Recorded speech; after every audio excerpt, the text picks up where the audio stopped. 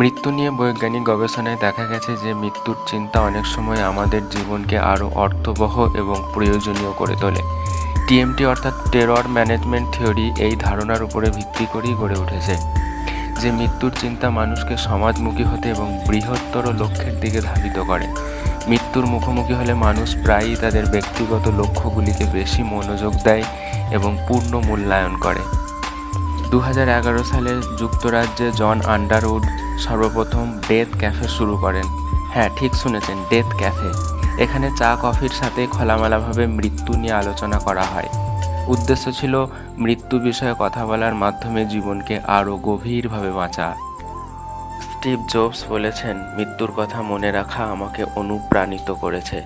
আমি বড় সিদ্ধান্ত নিতে ভয় পেতাম না, কারণ আমি জানতাম হারানোর কিছু নেই।